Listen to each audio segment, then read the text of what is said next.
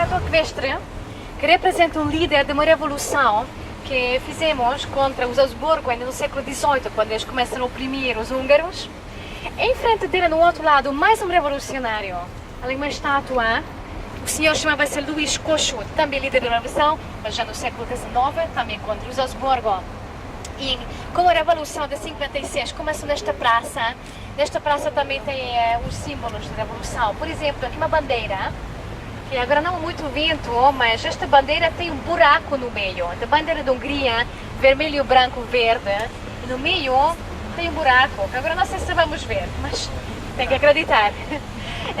Quando começou o comunismo, os comunistas começaram a trocar tudo na Hungria, por exemplo, nossa moeda, nosso brasão, trocaram o brasão para o brasão comunista, que tinha a estrela vermelha, tinha o martelo, outros símbolos do comunismo, que ninguém gostou, porque não tinha a ver com a nossa história, então simplesmente trocaram o brasão, que está sempre no meio da bandeira. Então, quando começou a Revolução, aqui sempre havia uma bandeira, se calhar um já tinha ouvido falar sobre a Revolução, porque em Portugal apareceu muito nos jornais, ou também não sei se alguém encontrou com uma situação viva. O que quer dizer isto? Depois da Revolução, muitas crianças ficaram órfãs, porque os pais morreram na Revolução. E muitas famílias portuguesas adoptaram crianças húngaras depois da Revolução. Não sei se ouviram sobre isto. Sim, sim. E depois, mais tarde, quando a fama da nossa Revolução espalhou-se por todo o mundo, e os imigrantes húngaros no Canadá, nos Estados Unidos, começam a juntar dinheiro para estas famílias para ajudar. Este dinheiro, em princípio, mandaram para a Hungria, mas nunca chegou para a Hungria, porque vai à direita para cima para um monte, uma colina, onde fica uma capela, que se chama Capela do Santo Estevão, porque é o nosso primeiro rei. Não sei se alguém conhece Fátima. Ok, tem que conhecer. Bem, e Fátima também tinha durante muito tempo um padre húngaro, que se chamava Padre Condor, não sei se alguém é da Fátima. Normalmente se alguém da Fátima, ou está mais ligado à religião católica, costuma conhecer este nome. Ele morreu também no lado passado. E também no lado que podem, mas não, está gravado em 1956. Aqui podem ver os outros dois parlamentos, ou seja, são edifícios simétricos. Por quê? Porque antigamente a Assembleia tinha duas câmaras, a Câmara da Nobreza e a Câmara da Burguesia, e as duas câmaras tinham que ter as mesmas condições para trabalhar, então foi uma restrição da construção do Parlamento, que o futuro edifício do Parlamento tinha que ter duas alas laterais iguais para as duas câmaras.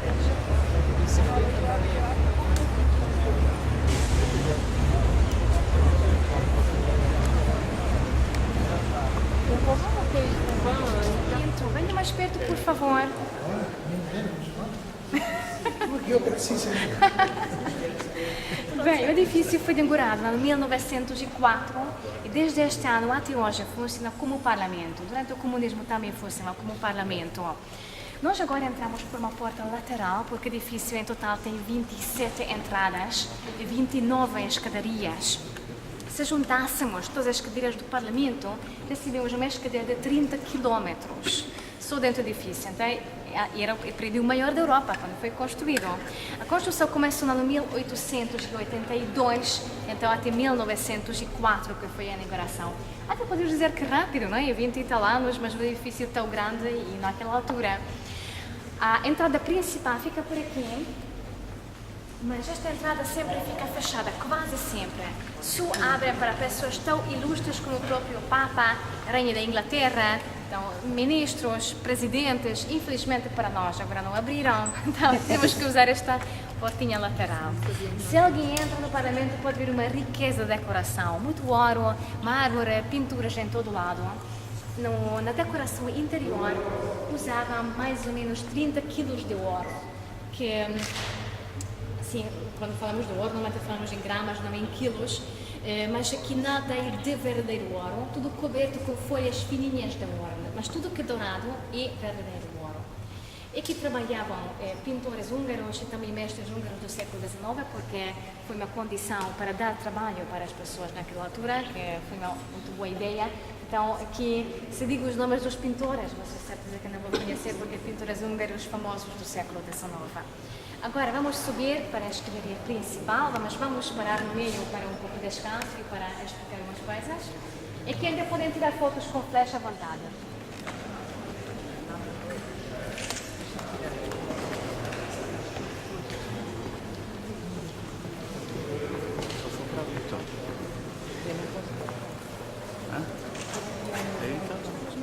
fecho agora. Nesta escadaria, podem enumerar 8 colunas que são mais escuras que as outras. Aqui duas, mais duas em frente, no outro lado também, mais duas. Estas colunas são curiosidades do livro, porque cada coluna é uma peça inteira de granito. Foram presentes do rei da Suécia quando o parlamento foi construído e além destas 8 colunas só existem mais 4 deste tipo em todo o mundo, fica na Inglaterra, também no parlamento de Londres. Só que houve um pequeno problema com o peso. Cada coluna destas pesa 7 ou 8 toneladas. Só uma única coluna. Agora, imaginem o peso de todo o edifício. Muita pedra, mármore. E quando começaram a construção do edifício, como o parlamento foi construído na margem do rio Danúbio, e que o solo era um pouco pantanoso, o edifício começou a afundar-se. Assim, lentamente, as pessoas ficaram um pouco assustadas na construção. O que fazer agora? Tinha que fazer uma base forte para o prédio, enquanto era muito cedo do estrangeiro, porque o cedo, quando se enche com muita água, fica tão duro como se fosse um metal. Então, puseram muitas colunas de cedro, na ponta madeira, por cima para baixo do edifício, e esta construção durou mais ou menos 4 anos. Queriam inaugurar o parlamento um pouco antes que 1904. O que pensam? Em que ano querem inaugurar o parlamento? 1896. Exatamente. Em 1896, param de festa, já queriam fazer aqui a Assembleia neste ano. Só que o parlamento não estava pronto ainda. Só esta parte central que já existia, mas as alas laterais ainda não estavam 100% prontas.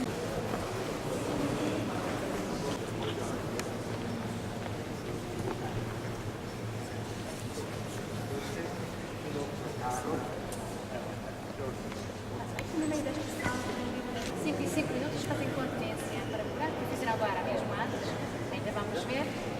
Então começa a mexer com a espada e não ter que ficar sem orelha ou sem nariz, então é melhor manter um pouco de distância dele. Bem, aqui no meio desta situação, foi nosso Santo Estíbal por ter sido do Papa no ano 1000. Podem perguntar que por que a cruz está torta por cima da cruz?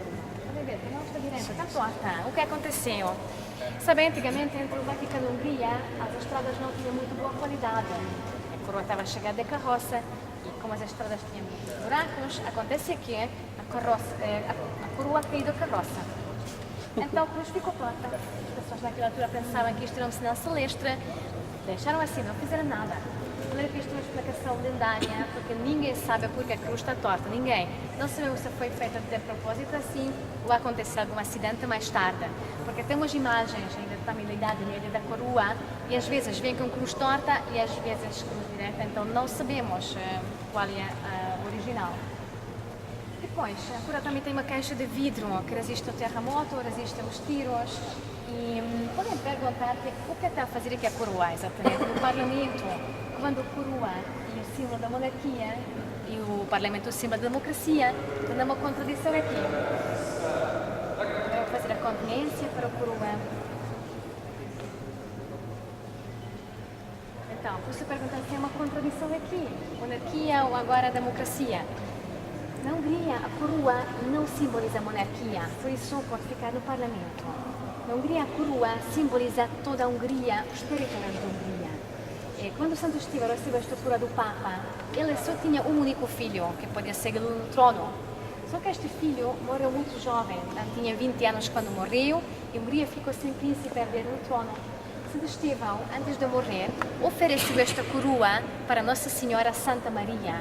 Isto significa que ele pediu a Nossa Senhora para ser Santa Protetora da Hungria, o tipo de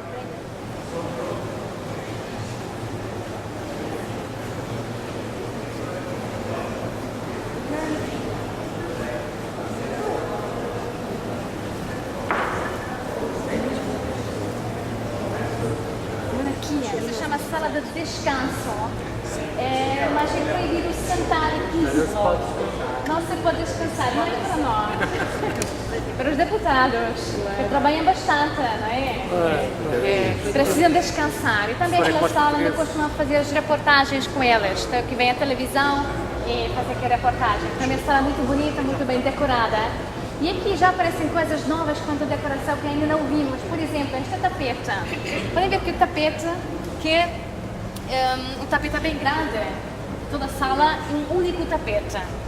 Esta tapete foi feita numa manufatura nos finais do século XIX, ou seja, isto já cópia. O original já ficou bastante gasto, mas o original foi feito numa manufatura e além desta tapete fizeram mais 3. Esta, mais um com o mesmo tamanho e mais 2 mais pequenos. Os 2 mais pequenos ficam no ópera. Agora, há mais um tapete com este mesmo tamanho. O que pensam? Onde fica? Onde pode ficar? Vou dizer que em Budapeste. Em Budapeste. Não tem tapete. Fizeram mais um tapete com este mesmo tamanho. Ópera os medões mais pequenos. Mais um igual a este, portanto, do povo do século XIX. E aqui, por exemplo, podem ver uma rapariga que está a dar comida para um ganso com algum esforço. Fazem assim o famoso papel de fígado de ganso, ou seja, o foie gras, que também fazem na Hungria e fazem na França. E então, dão comida para o ganso com esforço, fica muito grande, fica gordo, o fígado fica enorme e fica muito saboroso. Na União Europeia dizem que isto é tortura animal, que é verdade, mas entretanto na França fazem, então acho que aqui também não vou proibir, não podem, não é isso? É melhor na França. É melhor. Já provou? Aqui? Ah, daqui não. Bem, podem haver 2 tipos de mármore. Esta mármore cor-de-rosa, também estas colunas mais fininhas. Qual é a diferença? A mármore mais fininha é mármore original e mármore cor-de-rosa é mármore artificial. Foi uma restrição na construção do edifício que só podiam usar matéria-prima da Hungria. Então, pedra da Hungria, ouro da Hungria, mármore da Hungria, só que a Hungria não tinha tanta coisa. Ouro, onde tínhamos ouro? Tínhamos na Transilvânia, que naquela altura pertencia à Hungria, que depois perdemos. A Eslováquia também tinha minas de ouro.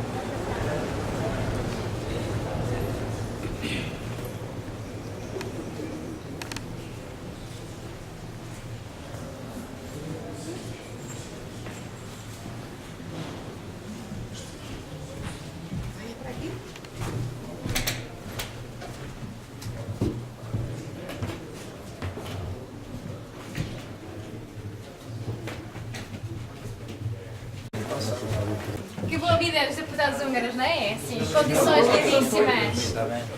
Aliás, os nossos deputados usam outra ala, que fica atrás, assim, da cúpula para o outro lado, mas a sala é exatamente igual. Já vi também, uma vez vimos aqui, outra vez aqui, dependendo da hora da visita. Então, é exatamente igual. Ainda bem que está fechado, que eu não tinha vontade de me falar. Então, esta é a ala de nobreza, mas não se vê porque era igual. Vou falar um pouco da decoração, podem olhar para frente e falo de trás. Aqui nesta sala temos mais ou menos 400 assentos, porque nós temos 386 deputados. Tem que caber. E muito, cada ano querem reduzir o número, mas eles próprios têm que votar sobre isto, ninguém quer votar naquilo que eliminar alguém porque eles também podem ficar fora e eles ganham muito bem, têm muito boa vida, então ninguém quer ficar fora. Então, parece que vamos manter este. Os deputados costumam fofocar, aqui nascem os melhores negócios. E antigamente era o lugar onde eles fumavam, hoje em dia é proibido, mas antigamente era o lugar onde fumavam. Entrou na moda fumar estes charutos de Cuba principalmente. Os deputados fumavam estes charutos muito caros. Agora imagina o desperdício quando eles começaram a fumar este charuto. Depois de repente tinham que apagar e deitar fora, porque tinham que ir à sala da Assembleia para falar, votar, trabalhar. Então, para evitar este desperdício, puseram aqui cinzeiros com números. O deputado pode deixar aqui o seu charuto, quando voltou, poder continuar. Então, se resolveram. Por baixo das janelas podem ver estes charutos, que agora são decoração, porque já é proibido fumar. Bem, aqui é que acaba a visita do Parlamento, são as salas principais mais bonitas, além disso tem muito mais, mas podemos passar o dia inteiro a visitar o edifício.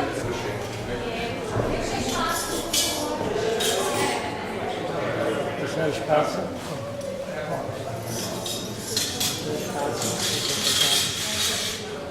Posso?